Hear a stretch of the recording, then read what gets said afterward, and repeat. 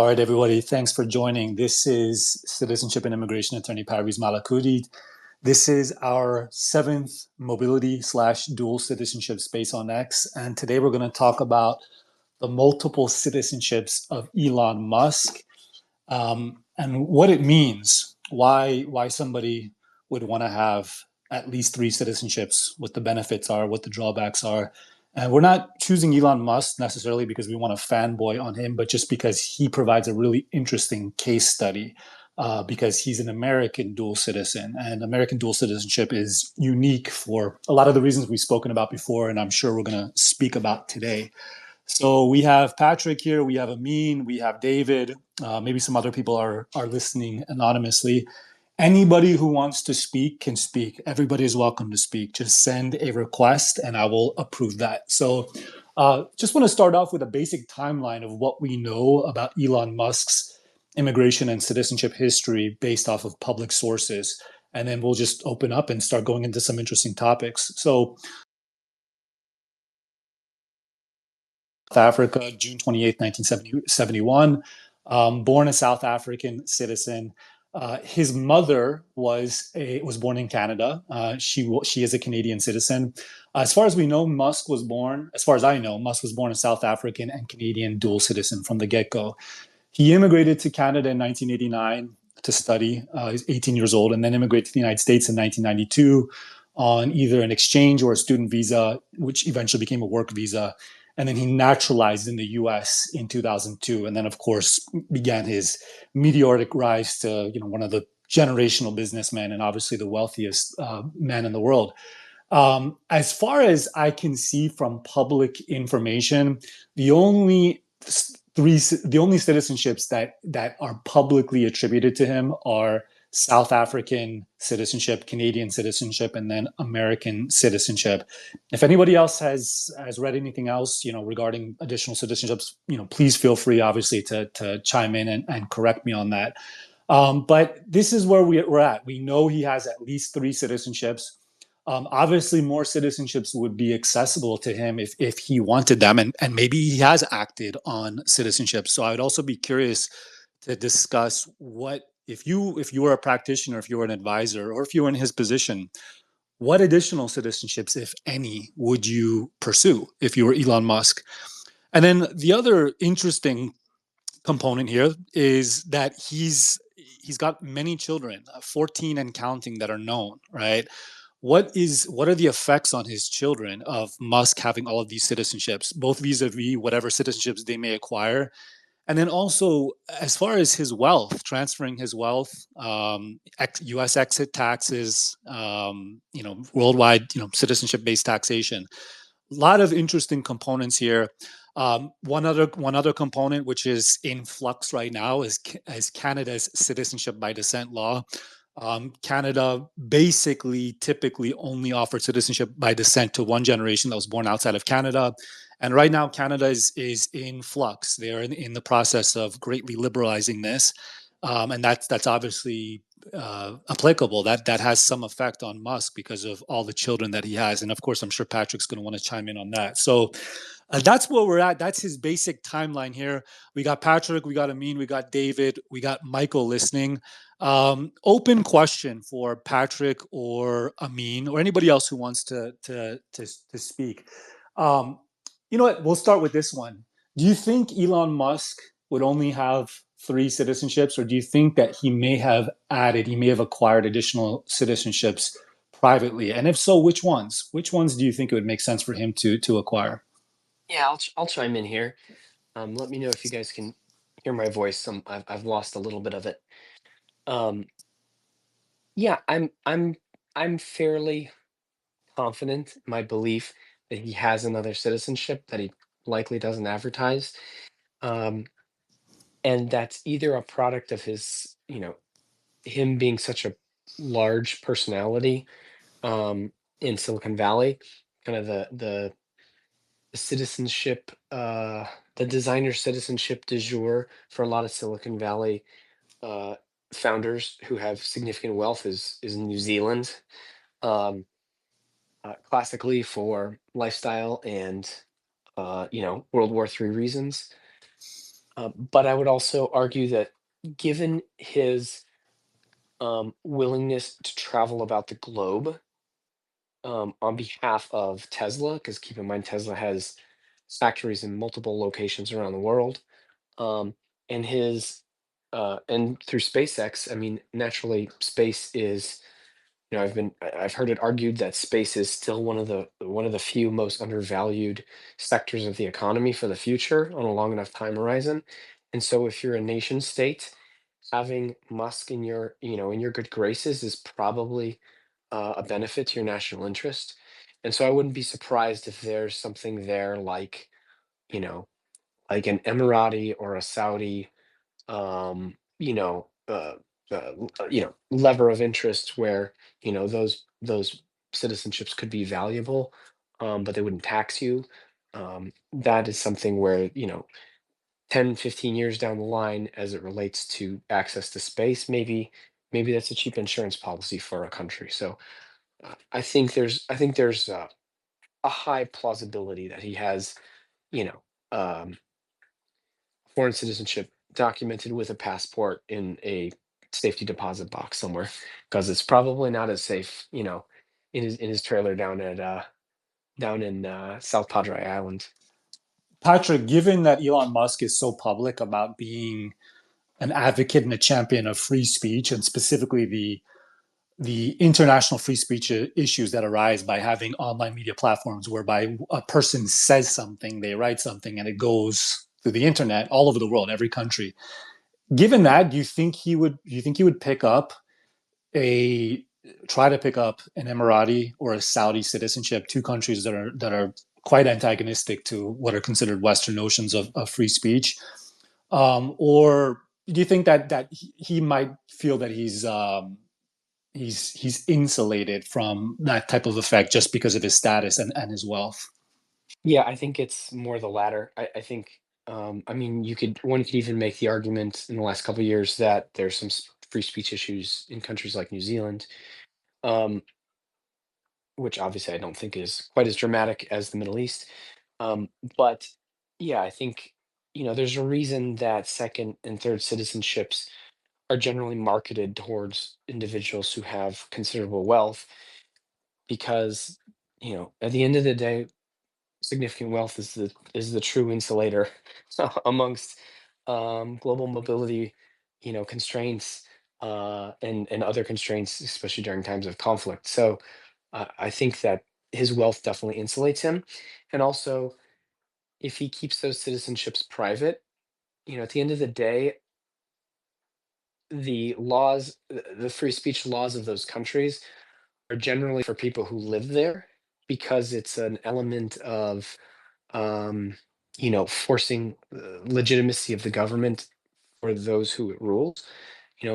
Behind closed doors, I would suspect that those governments are a little bit more realistic in applying those standards to a significantly wealthy person abroad. Um, and that's just a guess. There's the famous person who is speaks highly of Emirati citizenship, for example, is Kevin O'Leary. Um, Guy won't shut up about it, which is bizarre to me. But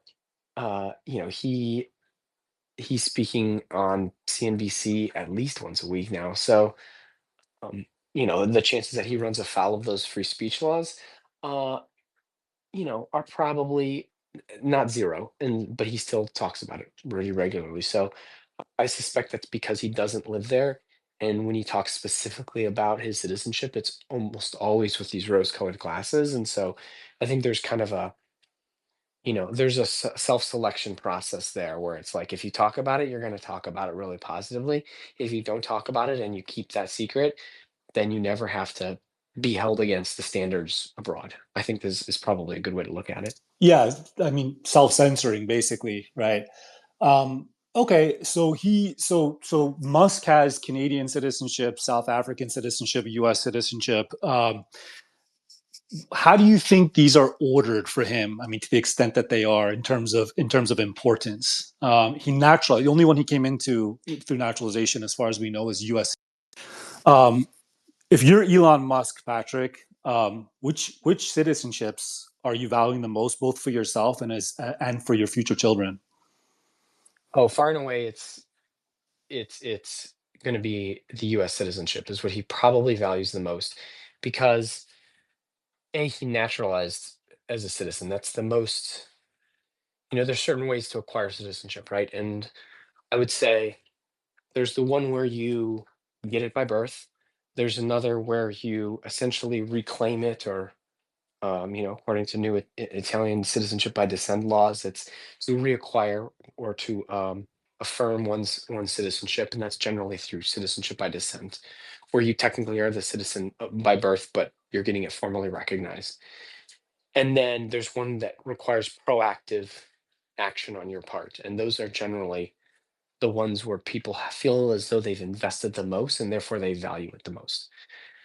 I would also argue, because of his wealth and because of the exit tax, if he ever were to not be in the US, and because of how one has to structure their wealth beyond their own life for the benefit of their descendants, you essentially have to use a pretty significant um, uh, legal and tax structure. And this is not my world, but you're going to have to use that legal and tax structure, which is at its core either American or has to interface through American financial and legal institutions. And so, for that very reason, to protect his wealth beyond his own life, he's going to be valuing that American passport far and away the most. Um, there's a famous tweet that Elon had where he said, "Canada is not a real country," um, which is probably not something I would personally tweet. But knowing history and knowing how the structure of government in Canada largely operates, um, I I would go out on a limb to say that Elon probably sees his Canadian citizenship as transactional, and that's because he uh, he lived in Canada, but he lived in Canada ultimately as a means to end up in the United States, and he didn't have to naturalize in Canada. He acquired the citizenship through his mother, who is from um, his mother is from um, Alberta, I believe. No, Saskatchewan. She's from Regina, Saskatchewan, which, if you know anything about Canada, Saskatchewan's among the least populated provinces.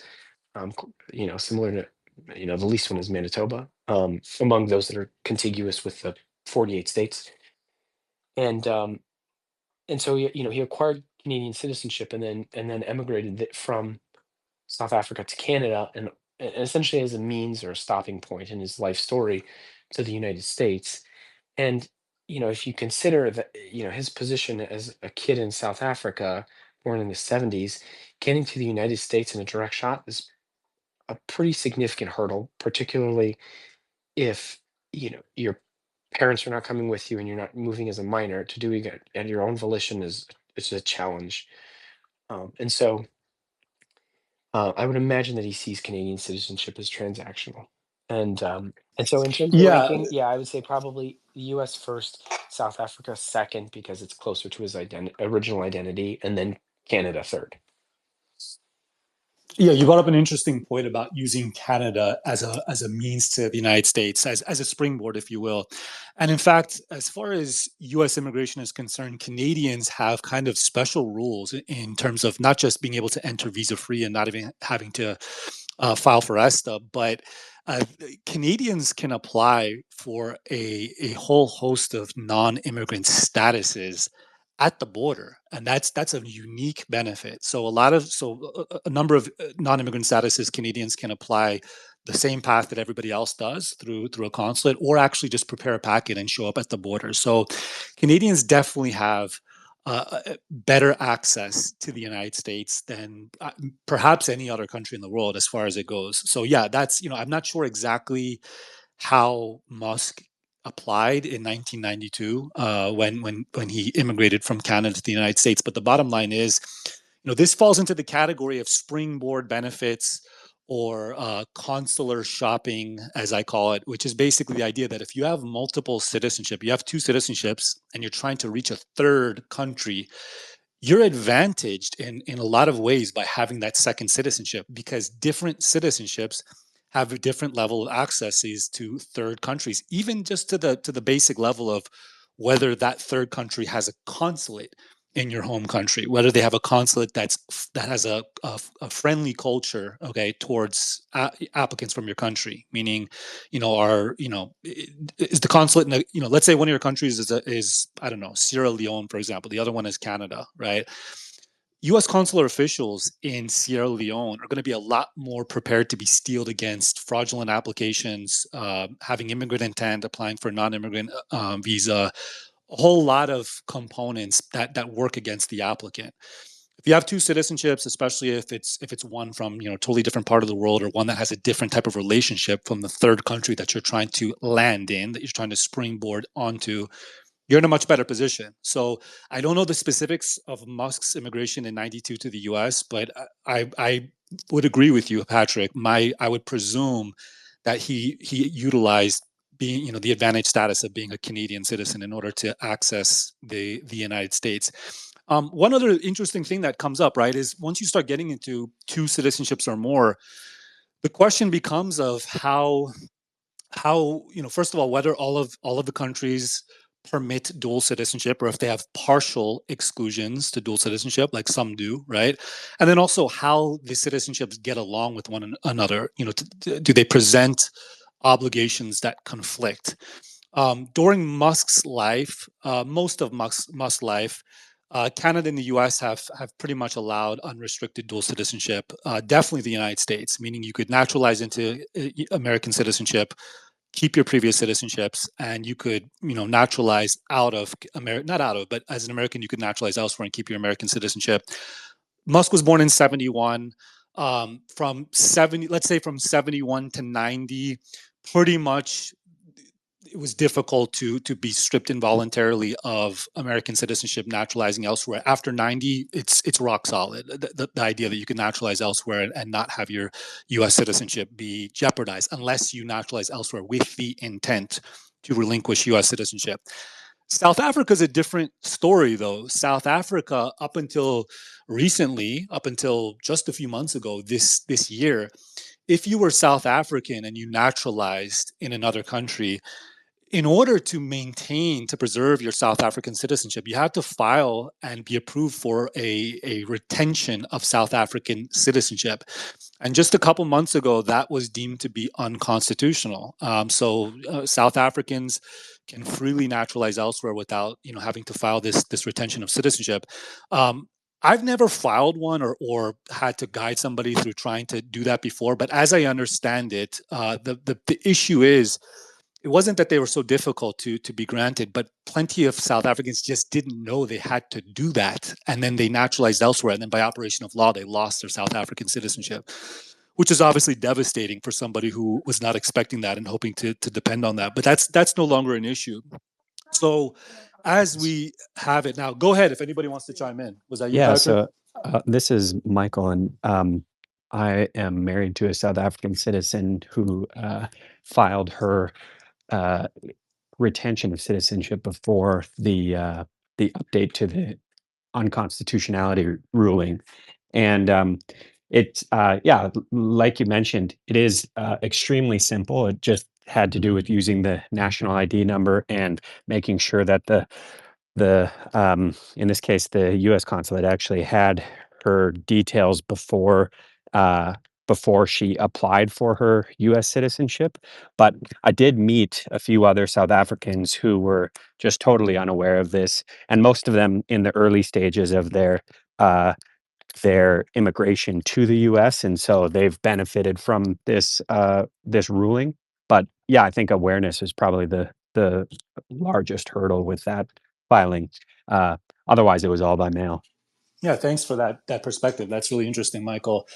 The bottom line is the more friction you have in terms of having to file any type of application to maintain or preserve a mobility asset, the more attack vectors exist for you, right? If you make somebody jump through five hoops, even if those hoops are really easy or not complex, that's still something that they can trip up on, right? And basically either not file or lose it, or sometimes what starts off as a simple form grows as mission creep sets in. Sometimes it becomes complex, sometimes it becomes complicated. So I'm happy for South Africans that restriction, shall we say, on being able to naturalize elsewhere was just seems like it's just been eliminated entirely. Now, here's another question. Anybody who wants to take this. If you're Elon Musk, so Patrick mentioned Emirati citizenship, Saudi citizenship. If you're Elon Musk, are you interested in, or if you're advising Elon Musk, would you advise him to consider and attain any of the well-known, let's call them established, institutionalized citizenship by investment programs or residency by investment programs? We have 5 in the Caribbean. We have Nauru, which is a recent player into the game.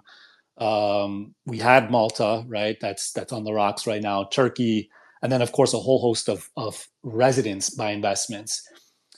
Are those just for the rich peasants? Are those just for the people who just have a mere 10 to $100 million, or could those also be useful to the richest man in the world? Anybody have any thoughts? Yeah, I have a couple thoughts.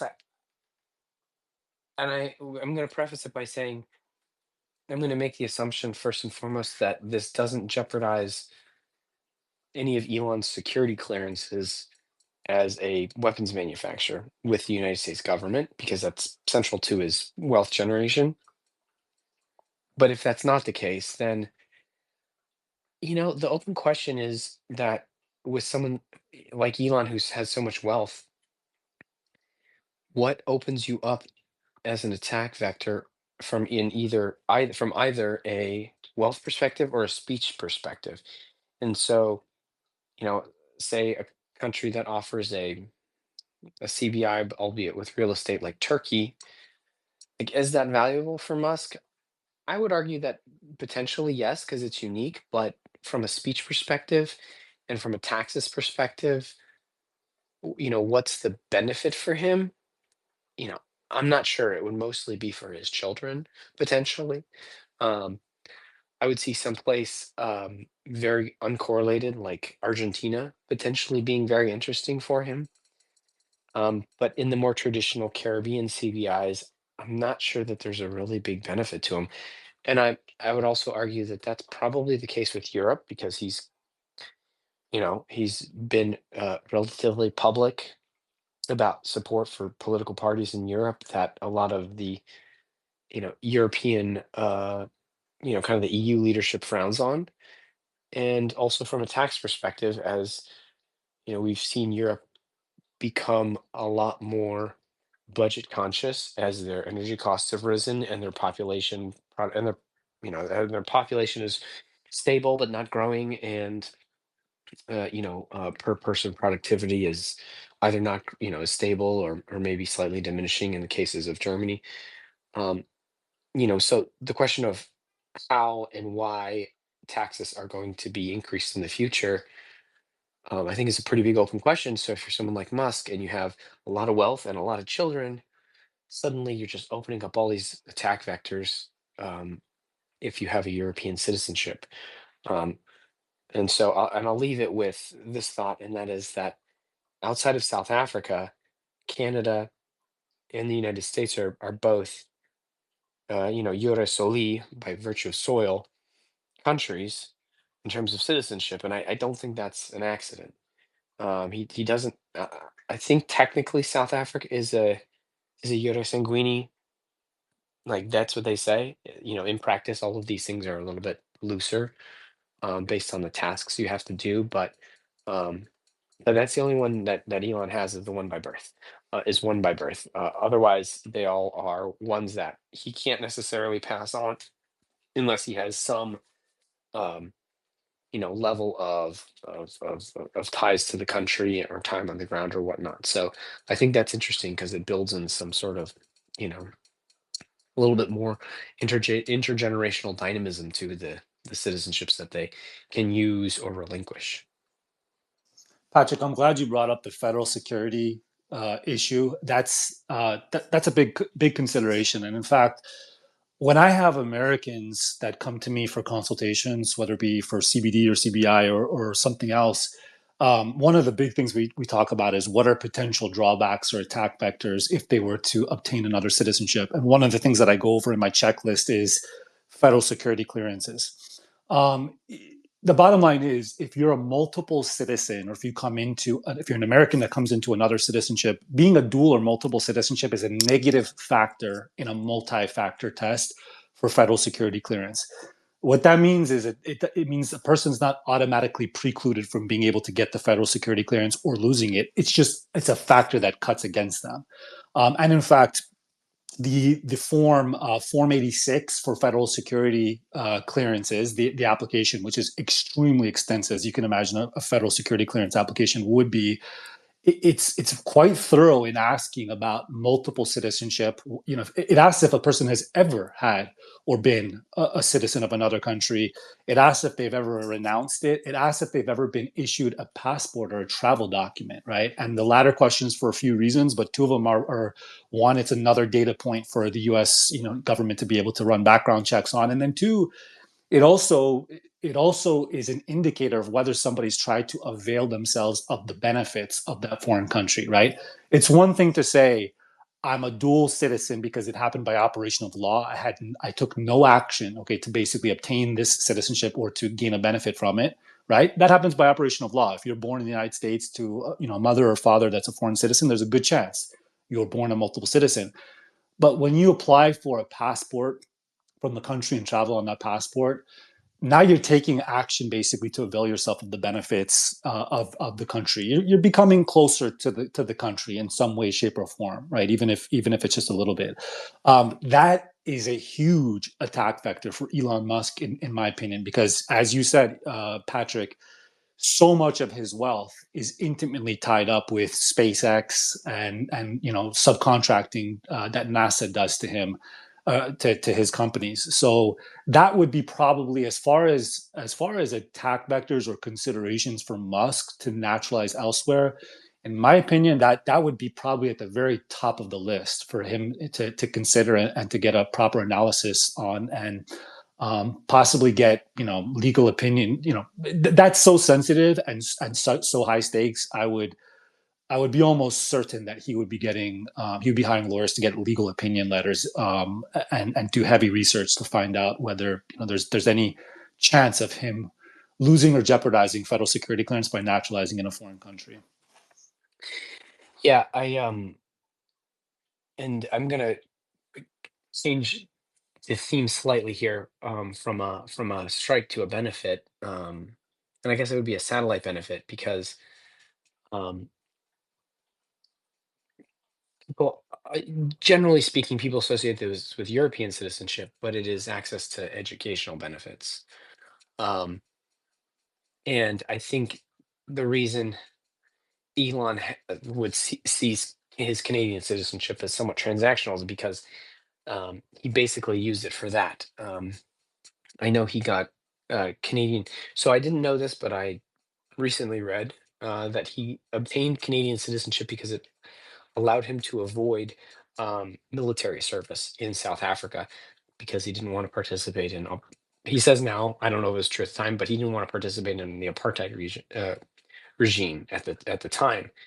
But the other part of that is because apparently if you have dual citizenship, it calls into question your military service. It's kind of going back to the security clearance question of multiple citizenship. Different countries see military service or eligibility for military service to be a qualifying or disqualifying um, action for other additional citizenships, right? Because as a sovereign country, the ability to project force is something that is sovereign or unique to a country, and so if they're able to call you to service, but yet another country can call you to service, it calls into question their sovereignty, right? And so they forbid that. And so that's part of the aspect of why he got supposedly why he got Canadian citizenship. But Canada has favorable education from a cost and acceptance rate for Canadian citizens in Canada. And so if you have Canadian citizenship by descent, um, famously he went to UPenn, but a lot of people don't realize was that much like Donald Trump at UPenn, he was a transfer student. And he went to he spent time in Queen's University in Kingston, Ontario, which is for any of you who are fans, if you're ever there in Kingston, it's a super cool college town in Canada. But he went there for 2 years, um, which is interesting because then it allowed him to transfer to the University of Pennsylvania. If you're the University of Pennsylvania and you have a Canadian citizen from King's College applying as a transfer student, that is a different acceptance rate than if you were applying directly from high school from South Africa. And from a citizenship perspective, um, you know, if you're coming here on a student visa to the University of Pennsylvania, which is, I presume, is what happened for Elon, it's much easier. I presume it's also much easier to get that student visa if you're a Canadian citizen coming from Canada than being a South African coming from South Africa. Um, uh, I can't speak to the details on that, but that whole transaction is a great case study of benefits and costs of citizenship between education and military service slash clearance. Yeah, Patrick, that goes back to what I was saying at the beginning. Absolutely. If you are applying for a non-immigrant visa, including a student visa from Canada as a Canadian versus a South African in 1992, which is I think the year that Elon Musk immigrated to the United States, you're going to have a much better chance, right, at getting an approval.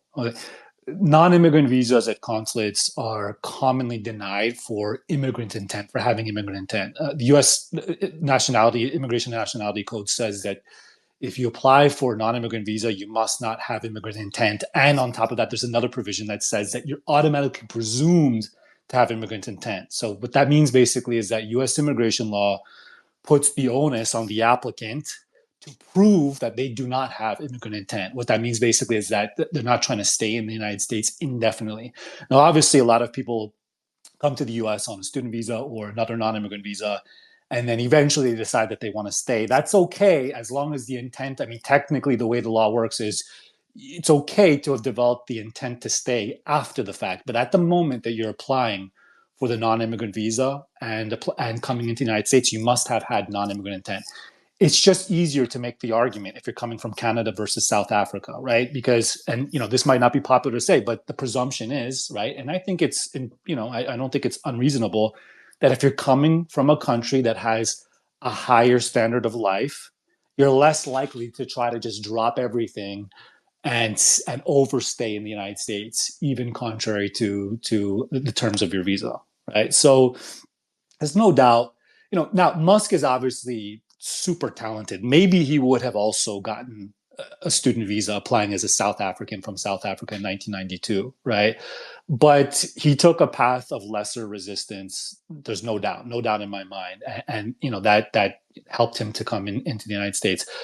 Funny thing, actually, Patrick, I have a cousin who actually went to McGill and then transferred to the University of Pennsylvania as well too. American citizen, but yeah, I mean, transferring obviously. I don't know exactly how UPenn works as far as their admissions, but generally, for a lot of schools, it's easier to transfer in from another school than to apply straight out of high school. So oftentimes, the competition is much stiffer coming from high school, right, as opposed to another university. Now, with regards to access to quality of education and cost of education, this is something that Patience as Alpha has. He just tweeted about this yesterday. He's tweeted about this before as well. Oftentimes, being a citizen of a particular country, in addition to obviously giving you access to be able to reside in a place and therefore not have to apply for a visa to attend, the university or the school, right? And we're talking about schools, not just universities, but also high schools, middle schools, etc. In addition to that, plenty of universities, high schools, middle schools have a different tuition structure for people that are citizens of the country or citizens of the bloc. Okay, so for example, an EU citizenship, right? Lycée Français. Okay, so the network of French language schools throughout the world. That's an example. Plenty of their satellites in different countries have a different tuition standard for people that are French or EU citizens versus people who are not, right? So that's another, that's a niche benefit. The cost is, I consider it a niche benefit. I don't think that's a huge driver for a lot of people, but the access is a driver in my opinion. And in fact, Matthew Galati, one of my colleagues, he's a great EB5 attorney. He deals with a lot of Indian clients, and I remember he wrote in a conversation before that we had on X about a year ago that one of the driving forces, and perhaps the main driving force for a lot of his Indian clients for EB5 is the fact that their kids would have greater, easier access to the American education system and American universities, right? We're saying greater access. We're not saying it's a 0 to 1. You can obviously apply for, to go to plenty of US universities as a foreign student, but that's doing so through greater hurdles. You're obviously jumping over greater hurdles to try to come into the United States as a foreign student, as opposed to, for example, going to high school here and then trying to apply from here. Yeah, I'd be curious to. It's interesting that you have someone in the family who went to McGill. I've come in second place in two case competitions in grad school and lost to McGill, so that's a great school. Um, I was going to say that it's interesting because, at least in Musk's example, and I hadn't anticipated this before this conversation, is that they're really it speaks to the access that the citizenship provides, and it kind of dovetails with the citizenship access dovetails the educational access in the case study of Elon, between what he did for Canadian and citizenship and Canadian education, and then as a stepping stone to American education, access to the American market, and then ultimately, American citizenship. And I know we don't focus too much on American citizenship naturalization process here because a lot of us are natural born Americans, but I think the idea that someone who is as wealthy or as well connected as Elon, um, it took him 10 years to become a US citizen, just shows you how diligent one has to be in that process. Even if they come in with the advantage of, say, a non-immigrant visa, um, at a pretty significant educational institution like the University of Pennsylvania, and they're coming from what is considered a somewhat low risk country like Canada. Yeah, that's absolutely right. So from public info, it looks like Elon immigrated in '92 and he naturalized only in 2002. So let's talk about it. To naturalize in the United States, working backwards, a person has to have at least 5 years of permanent residence in the United States if they're not married to a U.S. citizen, and that period is shortened to 3 years if they are married to a U.S. citizen. That's of permanent residence. He didn't start off with permanent residence. Okay, he started off with either some sort of exchange or student visa. Those are both non-immigrant visas. They're not permanent residence. And then from there, it's a little bit vague. What I read online, it's not clear to me what he went to from there, because I read that he then switched to a work visa, and that's vague because there are work visas that are non-immigrant, and then there's work visas that are permanent. That are immigrant visas. They have permanent residence as well. So Musk would have had to have come into the United States. We know it seems like he came in on a non-immigrant visa or status if he was coming as a Canadian citizen, right? And then somehow, some way, worked to permanent residence. He would have to have had that for 5 years in the United States, okay, and then fulfill a number of criteria to naturalize in the United States. The first is the physical presence test. Okay, so during those 5 years, he would have had to spend more time in the United States than outside the United States. That's the physical presence test. It means, all the time during the time that the 5 years prior to filing your naturalization application, you split that in two. Okay, so that if it's a 5 year period, and he has to have been more time in the US on a day by day basis than outside the United States, even if it's by 1 day. That's the physical presence test. Next is the continuous residence test. Okay, that means basically it's a combination of time in the United States with other more subjective factors like where he files income taxes, where he works, where his immediate family is, where he keeps, access to a permanent abode. He would have to have had the continuous residence or meet the continuous residence test. On top of that, he would have had to have shown that he had good moral character. Okay, good moral character. Basically, it's complicated, but it basically means typically no convictions, or no convictions that are a bar to good moral character. Or if you had a conviction that's a conditional bar to good moral character, he would have to wait at least 5 years, to make that no longer a bar. And sometimes a person can have a bar to good moral character for having something on the record that's not criminal, right? So, for example, being like a delinquent on child support could possibly trigger that, right? He would have had to have meet all this criteria basically in order to naturalize in the United States. Now, one interesting wrinkle that's come up is this huge falling out that Elon and Trump have had last week, right? They had a disagreement over the big beautiful bill.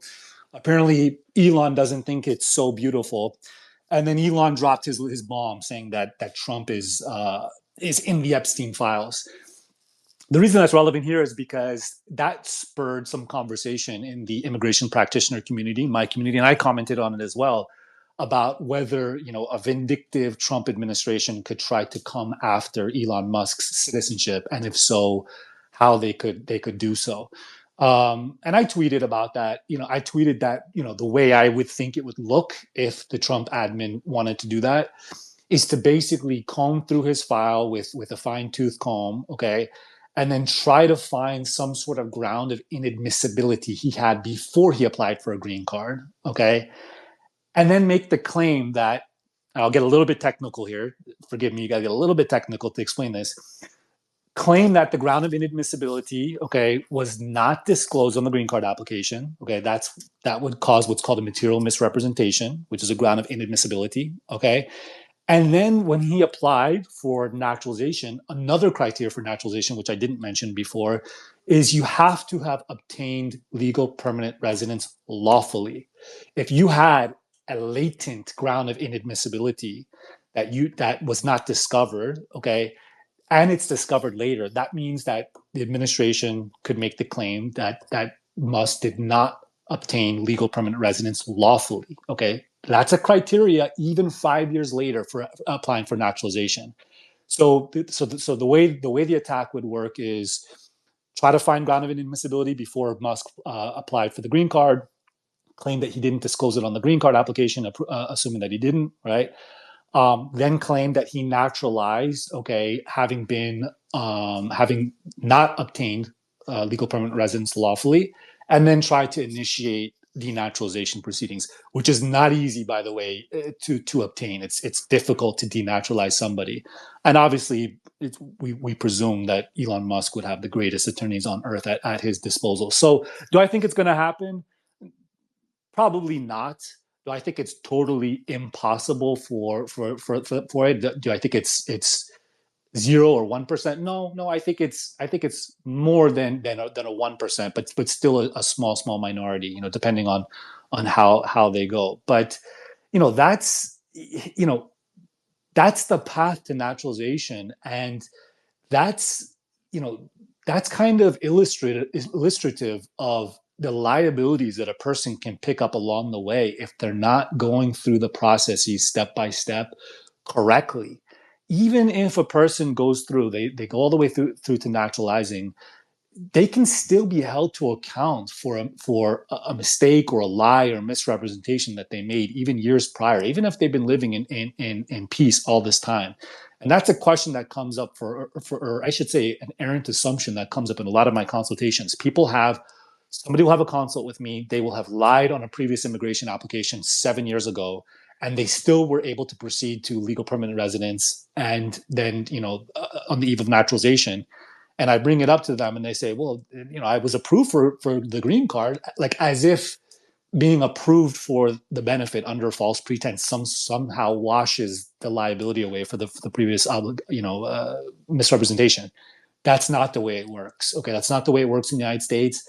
And that's not, as a general rule of thumb, obviously every country has its own rules, but as a general rule of thumb, one should presume that's not the way it works in other countries as well. So you want to go through, you want to jump through these hoops properly, lawfully, get a robust mobility asset. Okay, so a residence or a citizenship that can resist degradation, okay, or being stripped, and rest in peace. Not rest in peace, but live in peace, knowing that you and your future generations can rely on that benefit.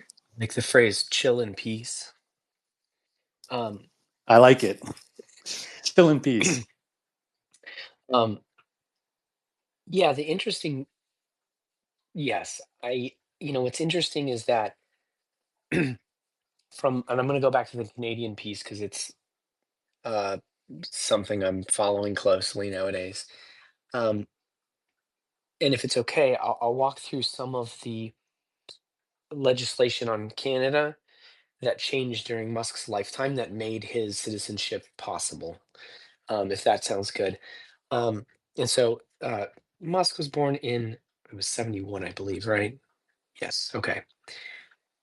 Because the Canada redid its citizenship framework in 1976, so when he was 5 years old. And prior to that, citizenship was based on this legal concept of coverture, which meant that it was the man of the household that established Canadian citizenship and therefore Canadian dual citizenship for his family and his descendants.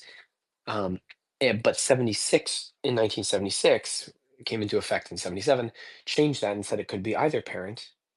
Um, and keep in mind this was during um, the old Trudeau government, and there was they were Canada was gearing up until its 1982, I believe, was the Canadian Charter of Rights and Freedoms.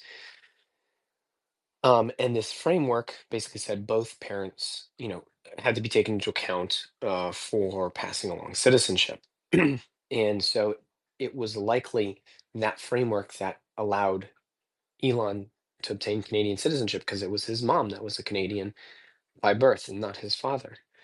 Um, and what's interesting is as far as we know, Elon's also close to his mom as well, between his mom and dad. Um, and then all of the other legislation since then has all been an amendment, or the laws are all like an act to amend the Citizenship Act, strengthening the Canadian Citizenship Act. So every time there's this reference to the Citizenship Act in Canada, it is to that 1976 law, which stipulates the framework. And they change who can or who cannot, pass along citizenship. The big piece of legislation since then, and there's been a handful, but I'll keep this simple, was in 2009 under the Stephen Harper um, administration in Canada, Stephen Harper government. Um, and essentially, what it was intended to do was limit Canadian citizenship to the first generation abroad. And so, um, Canada's issue is that Canada's, immigration policy tends to favor educated or skilled workers. It's a little bit different than the United States. And so, because of that, you had a lot of people who would come to Canada, become educated, they would work for a handful of years, and then they could potentially move abroad, or they could, like Elon, move to the United States. And so the Stephen Harper government said we're going to we're going to restrict citizenship to the first generation, and that was the case since 2009 and onward. And from a Jure Soli perspective, that makes a lot of sense. Um, but the problem was that the world's a complicated place, and Canada has seen a significant amount of an increase, not just in immigration, and there's political headlines all around that, but because of the nature of their immigration, their immigrants tend to be educated people. And so there was a lot of challenges to this law, and ultimately in 2023, the Ontario Supreme Court ruled that that law restricting immigration to the first generation was unconstitutional, and it was not congruent with the Charter for the Rights and Freedoms, documents. This aspirational document akin to like a pseudo constitution. And so that concept, started in 2023, and our I'm going to get a little bit into Canadian government politics here, but the short version is in the United States, when the Supreme Court finds something unconstitutional, it's unconstitutional on its face, and you know, whoever it affects, the rules change then, right? But in Canada, it's a little bit different. What happens is that the legislator is then compelled to enact a law to reflect that change. And so the Supreme Court, I'm saying the Supreme Court, it was the Ontario Supreme Court of Justice. And so they put it back on the Parliament in Canada. And like most parliaments nowadays, they did not get it done because politics is all gridlocked. And so they've gone back and forth with the court to say, we promise we're going to get it done. And then the court says, we don't believe you, but we'll give you an extension. And that's gone back and forth until ultimately they said, we can't get it done because our coalition is called into question and we have to get a new prime minister. And that happened in April of this year. And so the court kept granting the extensions. They finally introduced new legislation, and they have until essentially the end of the year to pass it. And it's going to change the law such that you can pass Canadian citizenship down in perpetuity as long as you spend 1,095 days, which, if you're doing your math, that's 3 years, cumulatively, meaning you don't have to do it all at once. You could literally do it in weekends with a lot of travel for your lifetime before you have children. And so if you spend 3 years in Canada and you have children afterwards, you can pass that down. However, that is from now or whenever the legislation is passed into the future. It also corrects for the past. And so if there's issues where someone lost citizenship because because of marriage, or they lost citizenship because of um, proactive naturalization that elsewhere that force them to no longer have their Canadian citizenship recognized from the perspective of Canada's government, that theoretically it would correct that. And so it's a little bit of a gray box that probably will prompt a lot of guidance within, you know, Canada's IRCC, which is their immigration ministry, essentially. And so whether or not it gets enough votes to pass, it's a question because now that the election is over, I think people are still disgruntled with their government, no matter which way it goes in Canada. Um, they have introduced an interim measure that is interesting, uniquely favorable, given the influx situation at the moment with the legislation. So I do think there's an advantage there if you have the right motivations. But I'll bring this back to Musk, and that is that what's interesting is Musk took advantage of that 1976 law for his own case. As of 2009, he could not pass the citizenship on to his children, but with this new legislation, he presumably will be able to. Um, but his children are already born right now, so they might fall under that retroactive, all is forgiven component of the law as well, especially if they have a pretty significant legal team. So what's interesting is that each generation, has to manage it appropriately. But in Musk's case, it looks like he will have met all those criteria, uh, both proactively and retroactively, in a way that kind of benefits, three generations of Musks, which is quite unique. Um, so yeah, I'll be curious to see where it goes, because uh, you know his children are many, and the citizenship status of the mothers of those children is also something to consider. And so it'll be probably won't be super public, but it'll be interesting as a kind of a lifelong case study in Canadian citizenship. Phenomenal recap of the legislative history, Patrick. Patrick, I'm going to ask you to put on your magician hat and get out your crystal ball. Um, how many? This is speculation. This is a guess, right? We understand. How many American citizens, do you think are going to be positively impacted immediately? So let's forget about prospectively. So somebody who's here now, let's say the legislation is passed in Canada by the end of the year, and the person, how many of those people are going to be affected positively, Americans, if Canada passes this law by the end of the year? I would go out on a limb and say it's got to be at least more than 5 million Americans. It could potentially be as high as 10.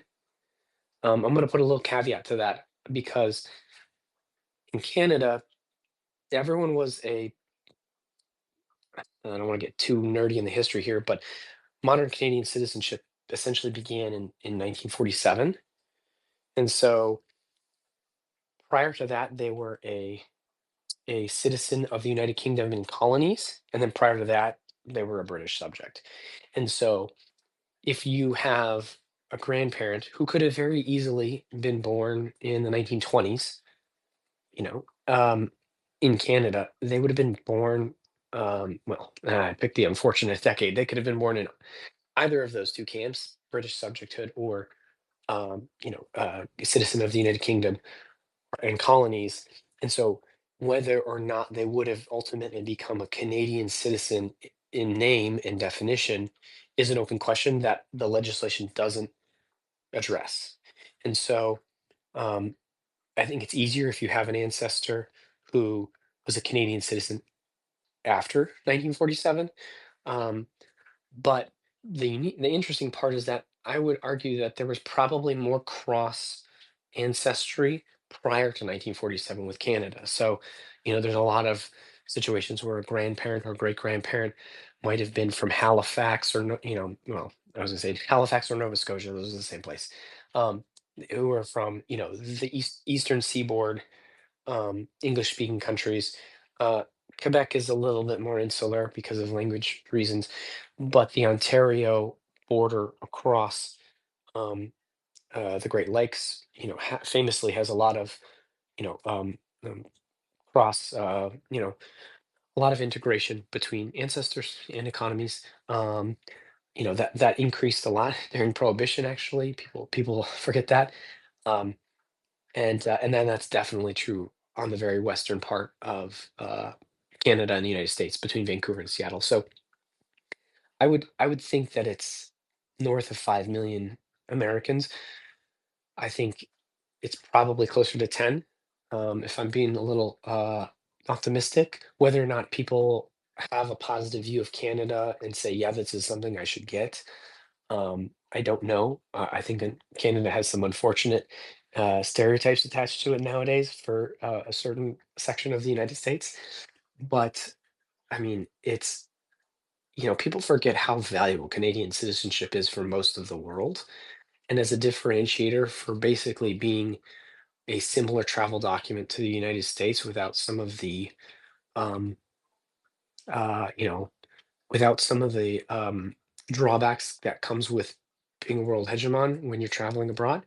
I think it's uniquely valuable. But we'll see what happens in the interim. But I do think that, there's a lot of press coverage of that well, there's not, it's a pretty nerdy concept, but of the press coverage that it gets, it generally is for communities who are new immigrants to Canada, particularly those from, India, or East Asia. But far and away, the community that legislation will impact the most is Americans, which is quite something. So 5 or 10 million that you estimate could possibly be impacted. In your opinion, is that impact that they now qualify for Canadian citizenship, whereas they did not previously, or are you including those who might qualify, you know, might might be able to pass on Canadian citizenship to their own children if these people take steps to meet the physical presence test?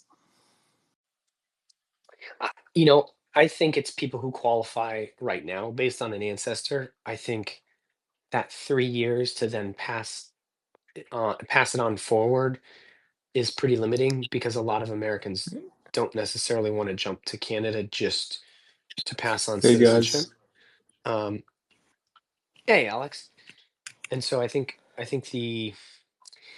that 3 years is a little bit of a too much of a price for a lot of Americans, you know, to pass on in perpetuity. But I think it might not stop them from getting access to Canadian citizenship and, an associated travel document like a Canadian passport for themselves in the present.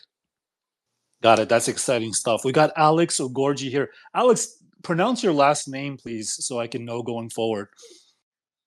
Yeah, that's the correct pronunciation, though often I go by Ugorji to Americanize it. So it doesn't matter to me. Awesome. Thanks. Thanks for joining. You got anything to add Yeah. here? Um, were you guys just talking about a new Canadian citizenship bill?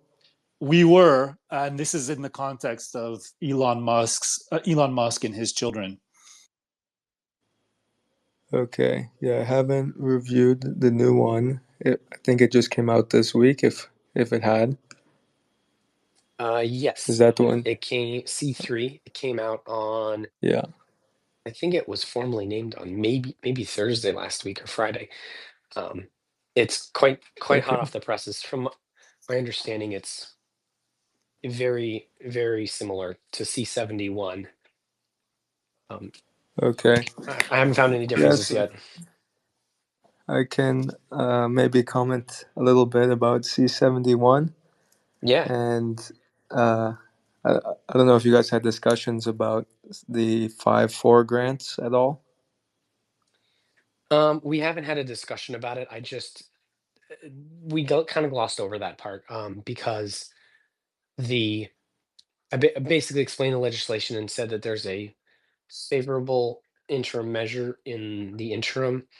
Um, w- but we mainly spoke to the legislation just because it's relevant to Elon Musk's kids. But if we want, we can take a little side trip and talk about the 5-4 grants. Yeah, absolutely. Okay, Alex, Yeah. I'll let you take the reins. All right. So I'm not a lawyer yet. Might be coming soon. We'll see. But basically, there was a Supreme Court case in Canada that determined their citizenship laws were discriminatory because they treated Canadians differently based on where they were born. So a Canadian born in Canada had more ability to pass on their citizenship than a Canadian born outside of Canada. And the court said that there should only be one class of Canadians, not the class born in Canada and the class born outside of Canada. And I believe this case was in the end of 2023. And since then, the government had been tasked to update the citizenship law. C71 was their first attempt at it, but they weren't able to pass it. And so they had gotten a number of court extensions from the court to give them more time to pass it due to special circumstances. But as the court got more and more frustrated as the process dragged on, the Canadian government had to to give more and more concessions, basically. And so the current concession that they're giving is 5-4 grants, which I assume is a reference to some uh, section of a law, which gives the government some discretion to grant Canadian citizenship to people in special circumstances. And right now, special circumstances includes anyone with the Canadian ancestor.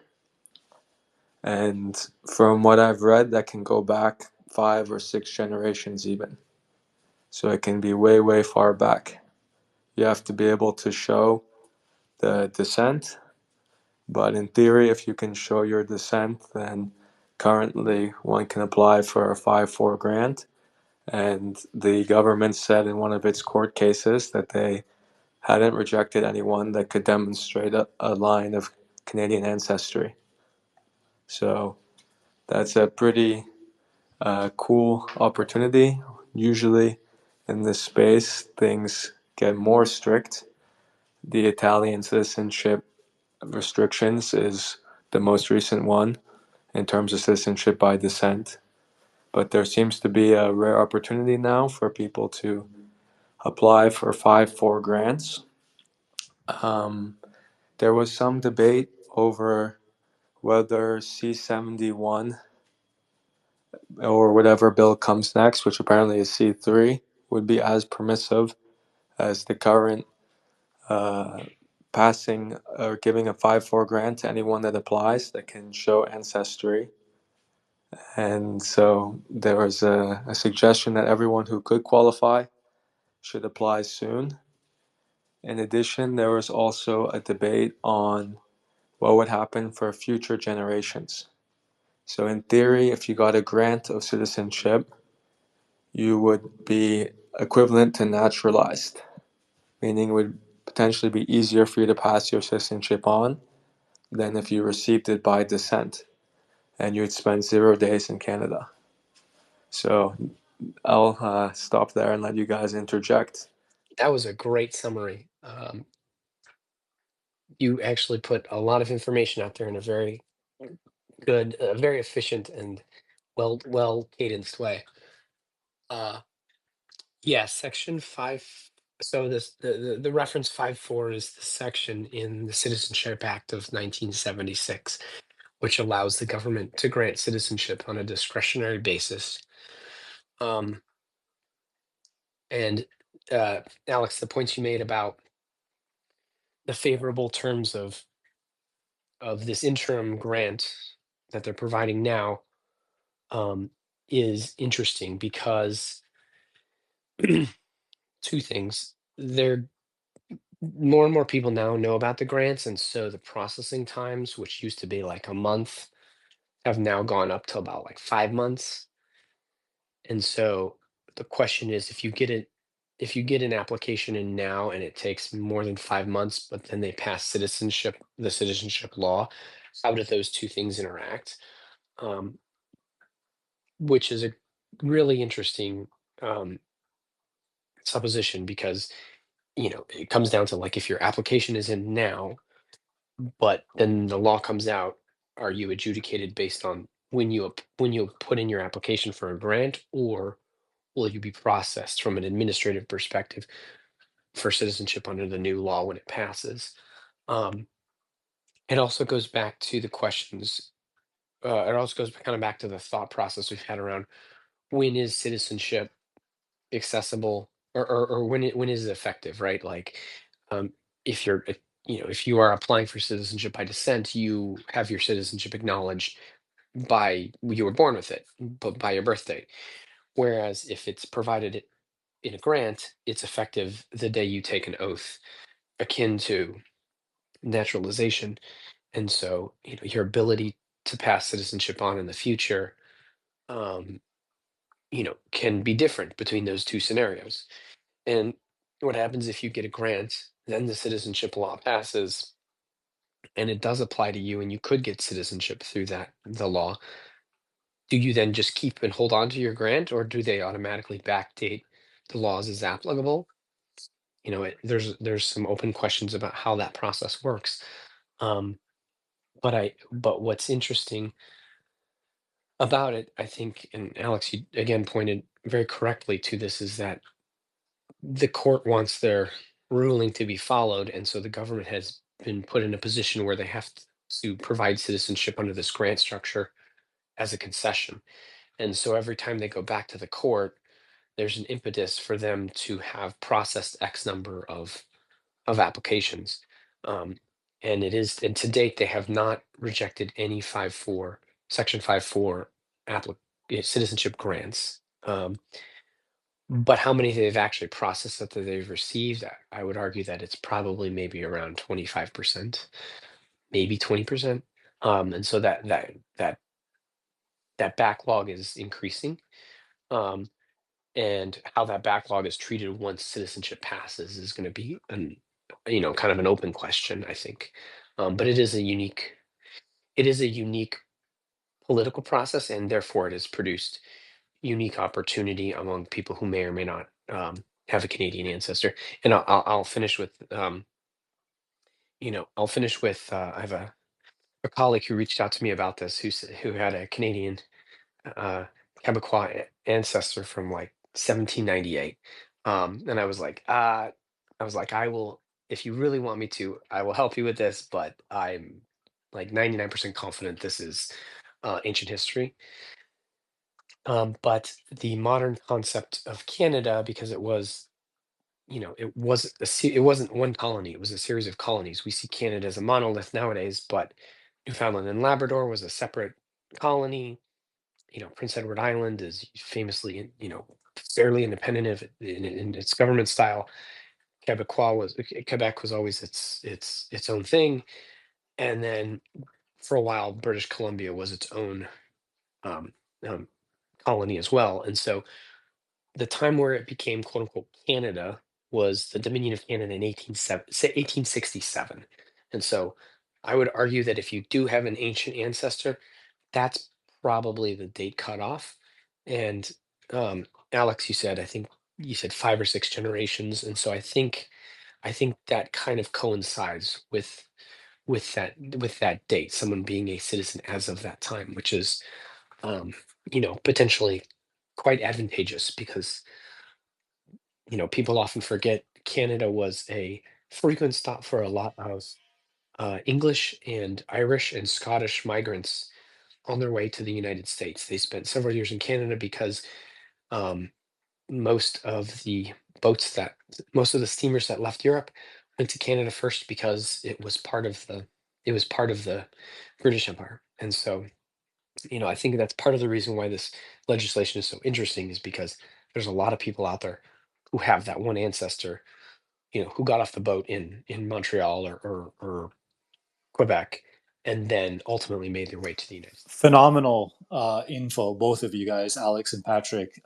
Two general, I guess, heuristics that I was thinking about while both of you were talking that are both implicated here are the fact that when a citizenship by descent opportunity becomes available, typically the pattern is the government and the agencies by mandate are highly motivated to get approvals on the books to be able to show whoever it is that's demanded the change, whether it be by court order or legislation or otherwise. And then as people start finding out more about applicants start finding more about the opportunity and flooding applications in, then the agency that's processing the applications, sometimes, of course, by legislative guidance, becomes more motivated to determine where exactly the boundaries are of eligibility, and then they start denying, right? So that's one thing. So I mean, the obvious takeaway is if you qualify or you might qualify for citizenship by descent, do not dilly dally, go straight ahead, apply right away for that, right? And we've seen this I've seen this in the course of my practice in so many different scenarios. Hungarian citizenship by descent, Slovak citizenship by descent, Italian now it looks like, etc. So that's the first thing. And then the second thing is this. Alex brought up, actually I can't remember, maybe both of you guys brought up this point, which I always talk about, which is it matters how you got citizenship. Okay. Did you naturalize or did you acquire citizenship at birth? That matters. That has enormous trickle down effects, okay, downstream effects to other aspects of your life, right? Other citizenships that you have, other legal systems or obligations that you might have might turn on whether you're a dual citizen because you naturalized elsewhere or whether you're deemed to have acquired it at birth. And this is why I'm downright allergic to, people online. I guess, I don't want to turn this negative, but influencers or what I would consider fake experts in mobility who poo-poo the idea that it matters, whether this is a naturalization or whether it's an acquisition by birth and so forth. It matters. A person might not be able to see yet, okay, why it matters, right? But just because you're not aware of the impact of something doesn't mean that it has a legal impact. So that matters. With regards to Canadian, 5-4 grants. I'm really curious, if a person, I haven't looked at, to be honest, like I have not looked into this to the detail that you two guys have.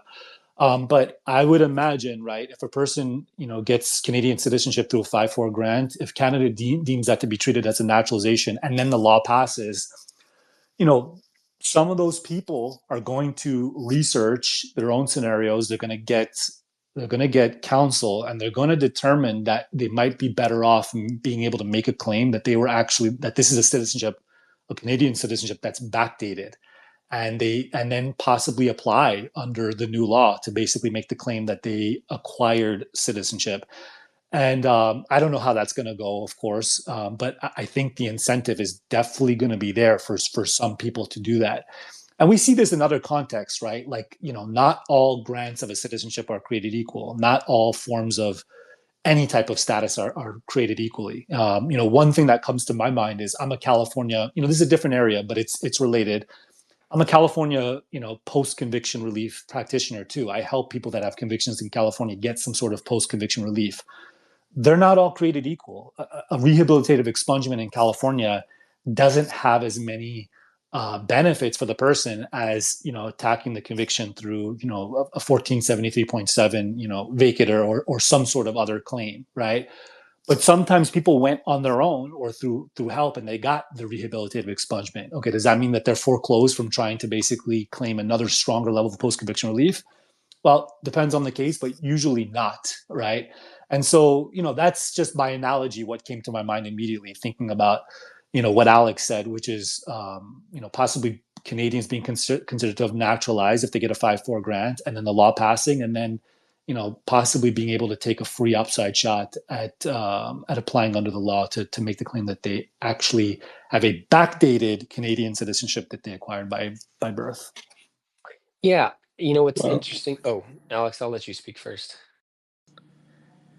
yeah, so I read about a lot about 5-4 grants, and one thing that's in question is it's possible you could both have naturalized and it's retroactive to birth later on. So they override your naturalization and make it as if you were born a citizen. And I don't know the exact legal way they would do this, but one thing perhaps could be that if you fraudulently naturalized, it's invalidated. Almost all countries have some provision like that. So they would say that you declared you were not a Canadian citizen when you naturalized. Therefore, you didn't actually naturalize because you were always a Canadian citizen and thus couldn't have naturalized. So some people were trying to strategize, and others were saying, well, it's good to get it now if you're many generations back, because it's the most permissive now than it will probably ever be. However, you shouldn't assume that you'll be able to be a grantee or naturalized citizen, because it's likely that you'll retroactively be considered a citizen under the text of the laws. So I just wanted to add that in. Thanks for adding that. Yeah, that's a really good way to look at it. I would also add that the law says what the law says, and then suddenly the parties responsible, be them government administrators, in this case Canada's IRCC, or in other countries it might be the interior minister, as is the case with Italy, or certain consulates, right? And they provide their internal circulars for like the practical step by step, tactical guidance for how these processes work. And so how those administrations see the law and how they propose action on it is also part of it. um, what's unique is that if you have an ancestor who's farther back in your family tree as it relates to Canada, I do think it's better to assert the 5-4 grant now, because there is a likelihood that there might be something not in the law, but in its interpretation at a governmental level that says, well, Canadian citizenship actually started in, you know, when Canada had its own citizenship law in 1947. So anything before that is not something we're going to deal with or accept. And that might be the rule of the law, or the rule, that might be how it works in practice until that again is challenged in court, right? And so I think there's definitely a toggle here between, it's advantageous now, and there might be a toggle in the future where you say, if I'm considered naturalized as of this date, where I took the oath, the Canadian oath, or saying "Oh Canada" and provided an oath to the government, then I don't have this, 195-day requirement to pass on citizenship, at least for this generation. Whereas if it was by your birth, you do based on the letter of the law. And so, like, is the government proactively backdate your citizenship, or is that on you? Because you, as far as you know, you accepted a 5-4 grant. And so I think there's, some pretty open questions, but I would argue that it's very advantageous to pursue, a grant under the interim measure now as opposed to in the future. And the other aspect, Agreed. the other aspect I would add is that Canada tends to really feel bad about anything that's considered past discrimination. Um, as particularly coming from an Ontario court, they generally have fairly progressive sympathies.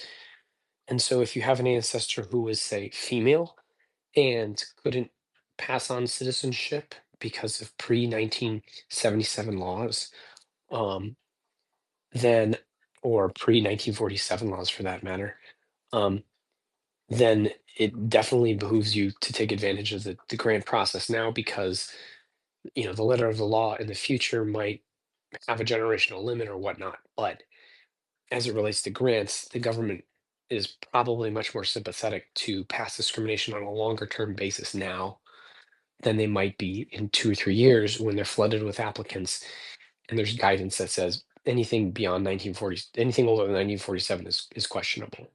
And so I think that's something to keep in mind. First movers have an advantage both in business and in citizenship by descent, new CBD programs. Yeah, I'll also add here that as the world has, at least in the last year, largely started to constrict citizenship by descent. We see it with Italy. Um, it's famously difficult to get like British citizenship by descent. I know that there was this article that went around about a month ago that was like, "Oh, people don't like Trump in America, so they're getting British citizenship. It's up 400%." But if you dug into the numbers, it was 1,900 applications, which is, you know, sure on is a lot more than it used to be, but that on an absolute level, coming from a country of over 300 million people, is not that much. Um, and so I do think that because the world is getting more and more restrictive from a legislative perspective, it's these situations where a court finds something to be unconstitutional or changes the interpretation of law that forces acknowledgement of citizenship by descent. And we've seen it, we've seen it in Italy with 1948 cases in the past. We've seen it, again in Italy with that. It was known as the minor issue because of naturalization when you had minors. Um, that was driven by someone trying to pursue other means at a court level, at a legal level.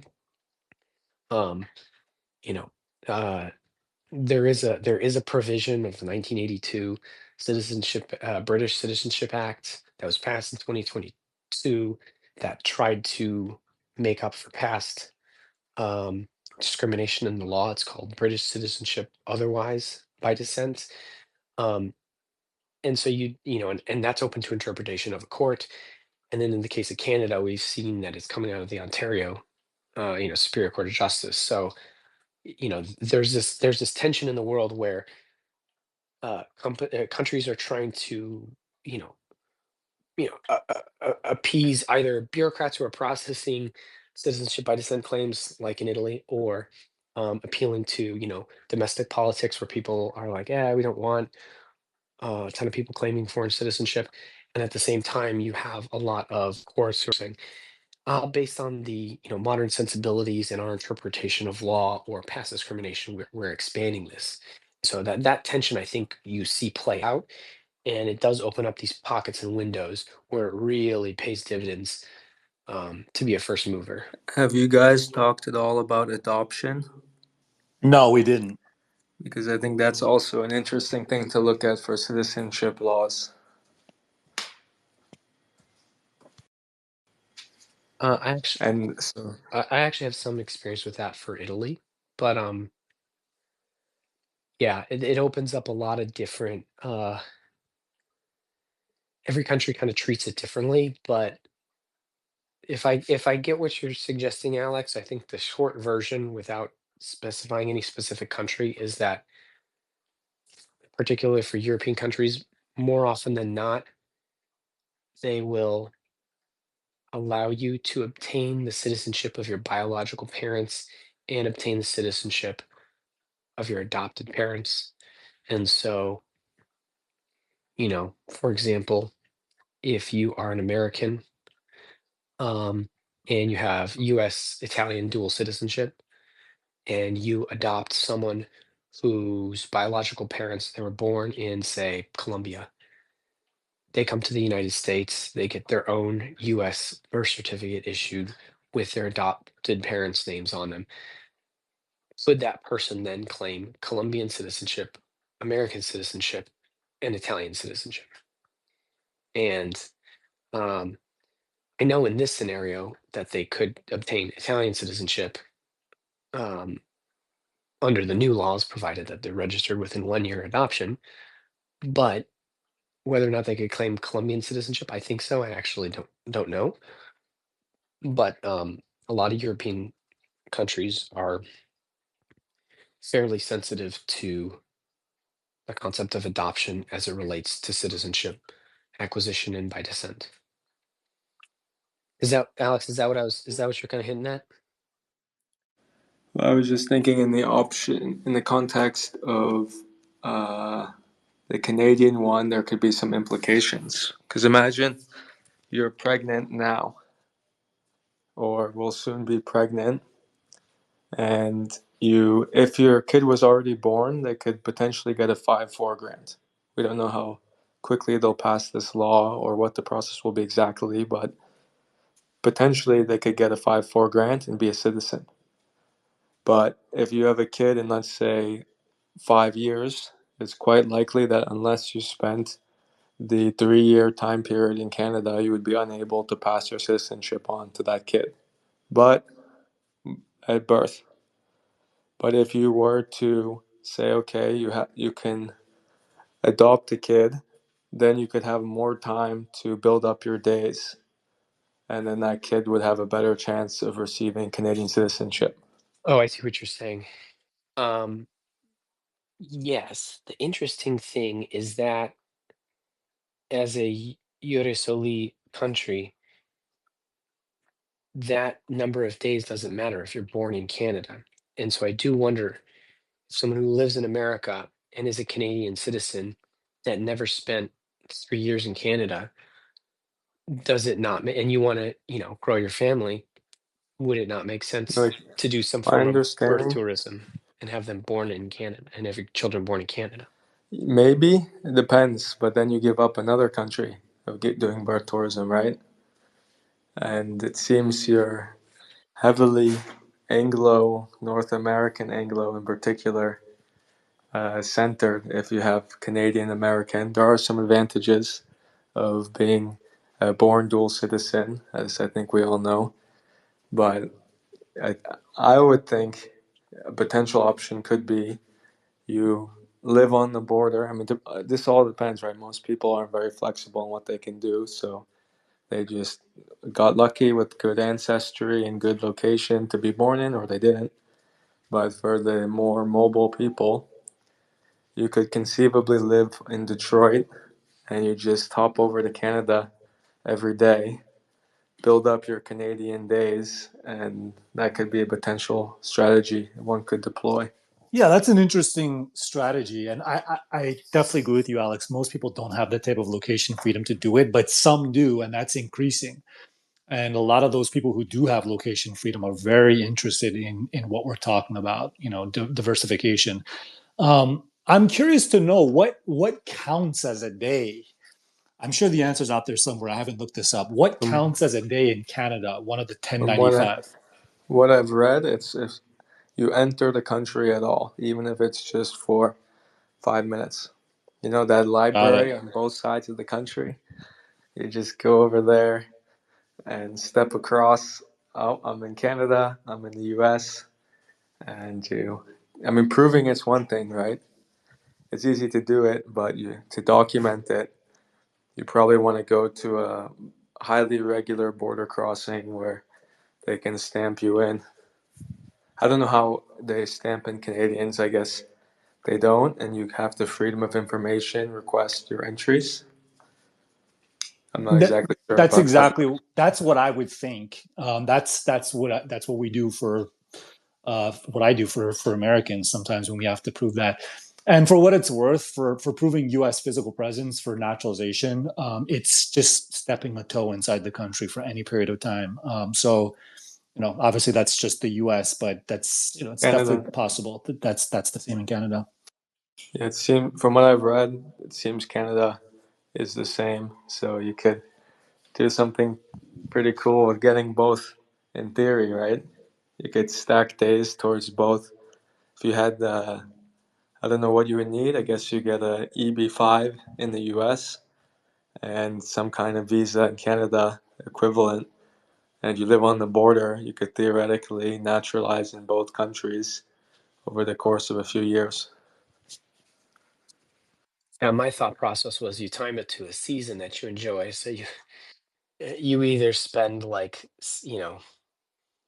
a bunch of sequential winters, skiing at Banff, or a bunch of sequential summers, if you don't like the cold. Um, I mean, in a world where uh, you have a remote job, the hours are the same, which is convenient.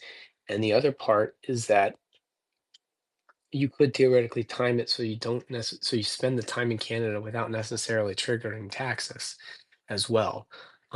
And part of it, part of having citizenship is, Canadian citizenship is having access to all of the government and systems there, which includes that social insurance number. And of course, Canada requires you to be registered in their health insurance, which is based on the province in which you're at. Um, I think there's a lot of, I mean, if you're going back and forth every day, I sure hope you enroll in the Nexus program through the Trusted Traveler program. Holy smokes! Um, but yeah, I mean, the Ambassador Bridge is the my I have some family history from Detroit, so the Ambassador Bridge is definitely an option for a lot of Midwestern Americans. And that would Somebody be, yeah, go ahead. I was just going to say, if somebody came to me and wanting to, was interested in doing this plan, I would recommend doing what Alex said: find a regular border, something that creates records. I think about the FOIA, and then I'd also generate my own evidence just by, a self, just keeping Cool. meticulous notes. Take a selfie, take a video, boom, boom, and hopefully you're storing it on a cloud. Do you know if you get a stamp on a US passport when you cross into Canada? I don't know. Recently, you don't you don't at most border crossings coming into the U.S. anymore. I don't know about But Canada. because you can actually enter Canada on a US passport. That's right. Um, So someone that could be a good way to get your, assuming they stamp, which I have no idea. I mean, you're gonna need to buy a lot of passport books, but you could I, I document it. I mean, I don't think they stamp it anymore. I I know they don't do it for the United Kingdom, and what happens in the United Kingdom, Canada, Australia, and New Zealand all kind of tend to ultimately over time operate similarly. So I would be quite surprised. Um, this is a tiny little flex for me as a New Yorker, and that is that because the state shares such a long border with Canada, um, they give you the options for your driver's license here. Um, Harvard, you'll probably find this fascinating. They no longer you offer just the regular basic driver's license. It's just a real ID. But then they offer this thing called an enhanced ID on top of that. Um, and that allows you to re-enter the United States if you're going from Canada into New York with just that ID. And so there is, as far as I know, it's one of the few options for using a US ID that's not a passport to re-enter the country. The passport card Is that kind of as a passport? Uh, technically, it's technically not a passport, but it's a federal issued ID that functions as a passport at land borders. Um, so this, And it would not, ocean. in ocean, yes. This enhanced ID is basically that, but only for the state of New York and only for land borders. I think a few other states have it as well. I think Washington and Vermont have it too. That would make a lot of sense. And I also heard that it may be phased out because of all the. Right now, there's a lot of border tensions with the US and Canada. DHS Secretary Neom went there and she jumped back and forth like, this isn't going to work. And said there was some smuggling case and blah, blah, blah.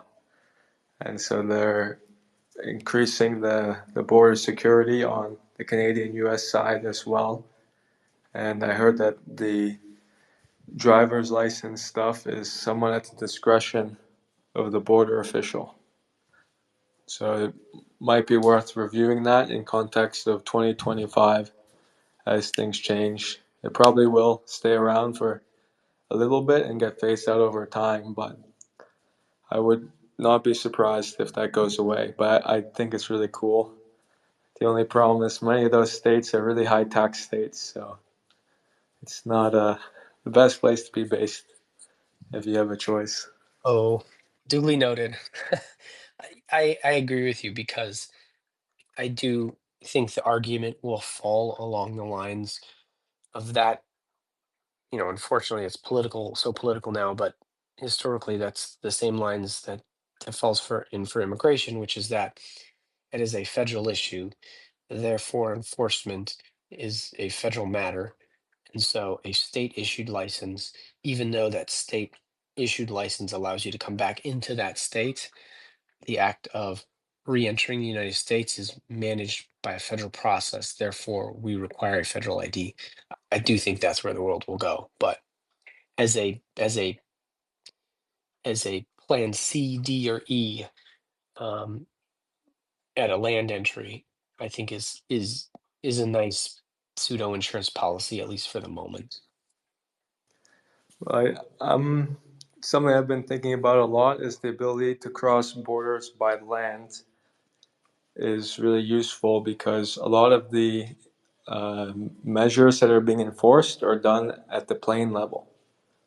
So I believe during COVID it was possible for Canadians to leave by boat, but there was all these restrictions on planes and trains, and then at some of the land borders as well.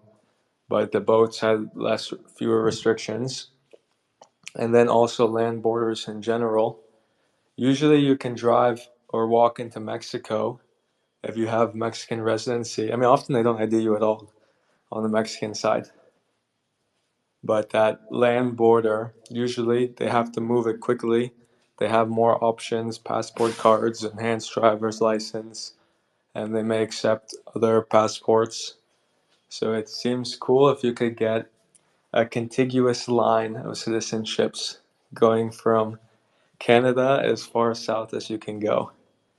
And I think almost all of those countries have dual citizenship and relatively accessible naturalization. So it could be some weird citizenship challenge where it's like, how far down can you get over the course of your life? And maybe some people they're going up depending on where you're born and start out. But something I thought about, it'd be cool to get all of Central America. One could probably do that in their life. Yeah, Alex. I actually I just wrote a tweet about one thing that you just mentioned a couple days ago. Um, Passport and travel document controls imposed by airlines are almost always stricter than actually the law of the country at the border because, as I'm sure probably both of you guys know, airlines face stiff fines if they deliver somebody, across an ocean or, or land to a border and the person doesn't qualify to enter per the law of the country. So there they tend to be they tend to accept fewer documents, and to the extent that there's variance or uncertainty about a document, they're also stricter in their application to do so. So you're absolutely right. Land travel is really interesting from that standpoint. The other standpoint is that generally international law and most countries at some level recognize a right of return, right, to kind of trump everything. Meaning, if you're a citizen, you can prove you're a citizen, even if you don't have the proper documents to re-enter your country of citizenship. If you're willing to, go through hell, not hell, but if you're willing to be extremely inconvenienced, possibly, be in detention for a little bit, or maybe, at a border crossing point for several hours, eventually, in many of those cases, you'll get into the country, even if you don't have the valid travel document. Now, the problem is, how do you present yourself to that border? If you're relying on an airline to take you there from another country, it ain't going to happen, because the airline is not going to risk those fines by delivering you there. But you can test that ability, right, to return, right of return without valid travel documents by walking to a border, or taking a train or a bus or a taxi to the border. So yeah, that is quite interesting, and I don't want to tip my hand too much, but I have some interesting experiments that are in process and planned imminently related to that, and I'll write about them once I have reports to do so. Yeah, from a side little anecdote, I have walked across the border in San Ysidro, which is the cross between San Diego and Tijuana. Um, Good way to subsidize a trip there is to go to the Casa de Havana, which sells Cuban cigars, and as long as it's less than 2 boxes, they would let you walk back across the American border. Um, and they never ID'd you going into Mexico. It was usually only upon reverse. Um, but the security apparatus is easier because it's just you and your stuff, as opposed to a vehicle, which is presents so many more vectors of attack, so to speak. Um, and Alex, interesting you brought up the boat and train. I've done both of those, but the train is quite interesting because trains across international borders are not super common in the U.S., but there's a couple that do exist, and the travel experience from an immigration attack vector is pretty unique, at least in this part of the world, unlike in Europe. Um, but um, but yeah, going back to the Canadian citizenship a little bit, I think the interesting thing is that I guess I'll pose it as an open question to you both. I think while it applies to a lot of people, you know, I would say that given Canada's, how do I put this in nice terms? Given its reputation as not a low cost place to live, and also as a cold place to live, it generally doesn't appeal to a lot of the mobility crowd, which is generally for lower taxes and sunshine. And so, I do, however, it is still, associated with a pretty significant travel document. A Canadian passport, I think, is pretty valuable, for reasons I already kind of went through. So I'm curious to see what the uptake is, but once this legislation passes, or between now and then with the interim measure with the 5-4 grants, because a lot of people don't want to spend time in Canada, but they do want a travel document like that. And so, you know, there's not a big incentive for there to be like a spread of word of mouth because it doesn't market super well. Um, but it does the people who are like, oh, I'm moving to Canada for political reasons, and kind of that whole trope. And so there's a really big difference between, um, some of the people who are like trying to maximize lifestyle between finances and sun, and the people who, might be motivated by different reasons, like political reasons over, or healthcare reasons over, you know, uh, finance and sunshine. So I'd be curious to hear your guys' take as to what you think, kind of the future of the intake looks like for this citizenship by descent, once it becomes, codified into law. I think I think Canadian residency, working towards citizenship, is going to continue to be attractive for Indians. It's increasing in attractiveness for Iranians, especially with Trump just passing a new travel ban last week. To the extent that somebody, this is the way I would phrase it, to the extent that the additional extension cord, let's call it CBD extension cord, is going to exist. It's going to be, in my opinion, more interesting for people who are into long-term mobility sovereignty planning, like multi-generational.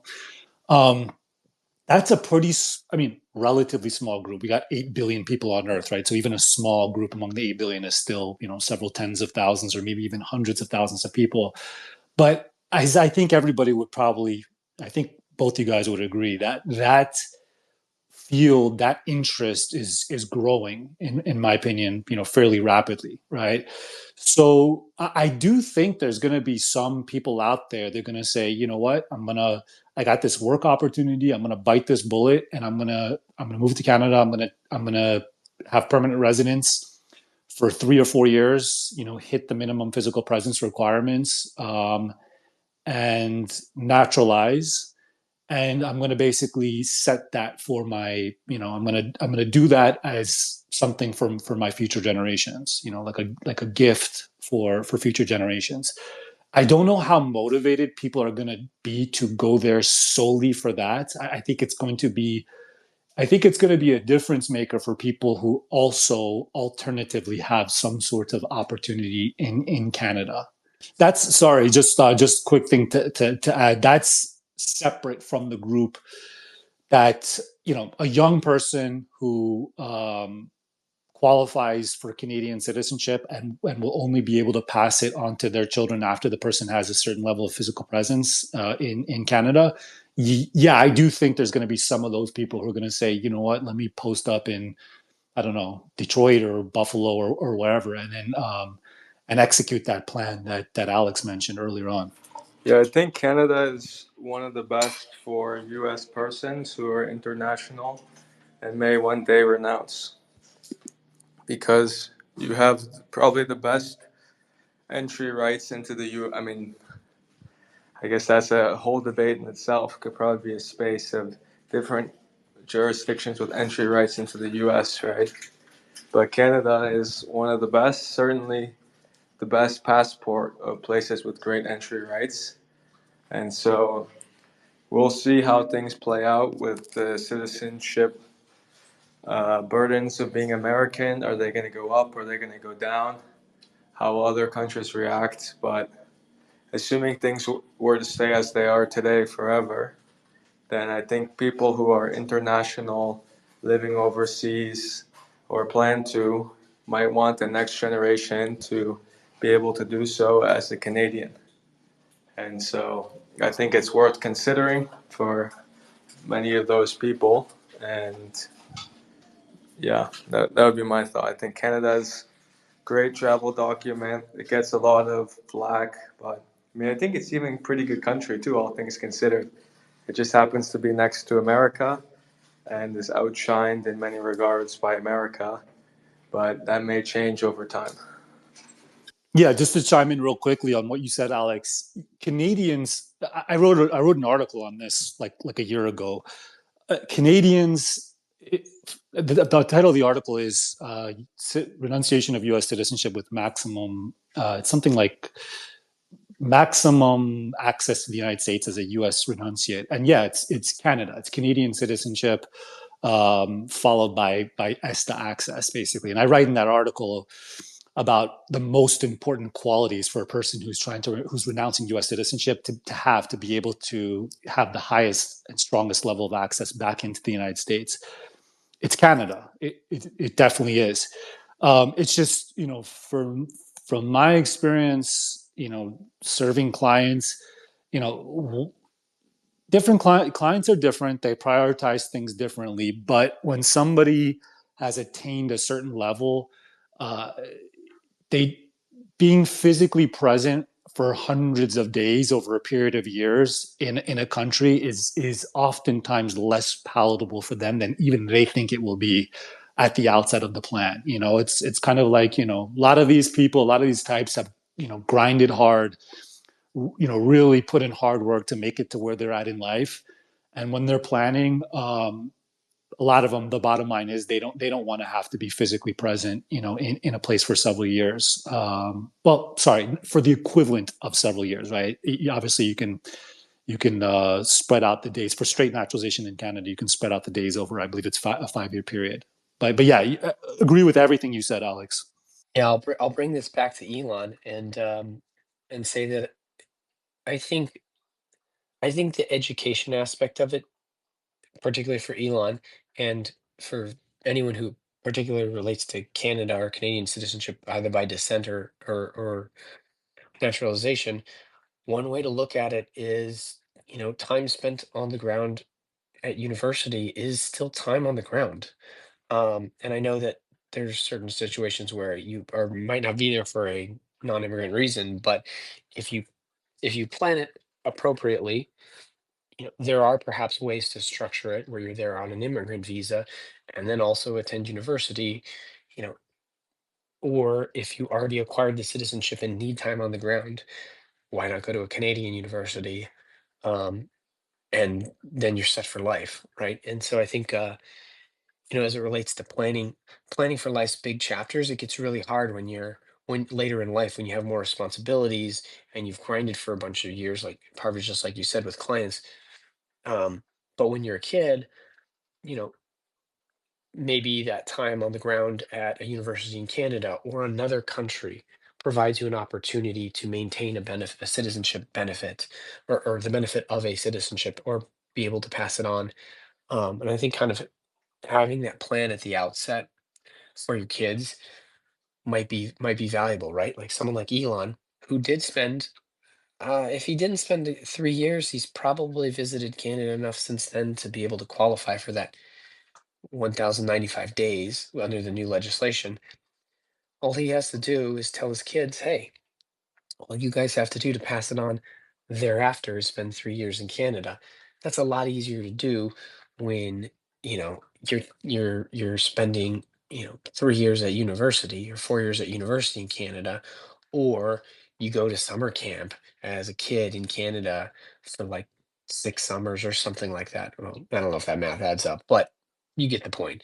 Those decisions that time spent on the ground is a lot easier to commit to if you're a kid or a teenager doing something useful or interesting, as opposed to being an adult when that time and geographic presence comes at a pretty significant opportunity cost. Absolutely. The other thing is when you're younger, generally speaking, when you're poor and have fewer assets, you're less impacted by the possibility of becoming tax resident during a period of time while you're there. The stakes are lower, kind of the younger you are, vis-a-vis basically spending significant time in another country and picking up a tax obligation. So definitely agree with what you said there, Patrick. All right, we are an hour and 57 minutes into these things. This was great. This is a great combo. It seems like the pattern that we're having here, and tell me what you think, Patrick, is we start off strong, we talk, and then around the 45, 50, 55 minute mark, things start slowing down, and then somebody comes in and just reinvigorates the conversation, and then we go for like another hour. It kind of seems like that's the way it's going, which is great. I love it. But a couple questions here. So first of all, I'm going to be posting all of these up on major podcast platforms. I've already downloaded the previous episodes. I just haven't put them up. Question is this: should we keep the format of we're doing roughly an hour 15 to 2 hours? That's the first question. And then secondly, what are the topics? What should be the next topic, or let's say, considered for the next two topics? What do you guys think? Oh boy, I was hoping Alex would go first. I got to see the Yeah. list to suggest the next topics. I think the format's good. I like how we really cover the basics and kind of what we set out to discuss in the first 45 minutes to an hour. And then having someone come in kind of reinvigorates it with we get to pick our rabbit hole and talk about, maybe something a little bit more technical or a little bit more tactical. Um, but it's great for us because, Alex, you coming in, lets us know that we're covering stuff that's interesting, and it gives us the reason to say, oh, now let's talk about this, or let's apply this, or do we know an example, or something that you know illuminates this concepts, right? Those are all like That's all pretty valuable in the moment feedback. So I like the format. Um, yeah, I would say, gosh, I'd have to consult the list for next topics. I'm gonna let Alex speak and look at the next topics in the here and now. All right, Alex might be busy here. That's okay. Okay, fine. So we're going to keep this format for now. Monday, Thursdays, so far we've been doing 11 a.m. I may have to move around the times depending on scheduling and obligations. But for now, I like the Monday, Thursday, and I think we can rely on that. Alex, there's a list of proposed topics that I'm going to cover this year. We're going to do 50 spaces. I have about 33 topics listed. So there's room, of course, to add some more. So if you want to, feel free to take a look at it and just, DM or comment or even just like whatever topic you think is interesting to you. And we'll take that in consideration for scheduling the next one. So that's it. I've said everything that I want to say. It was a great combo. Patrick, Alex, anything else you guys want to say before we wrap up? I'm all set. Happy Monday. This is fun, guys. Happy Mondays. Have a great one.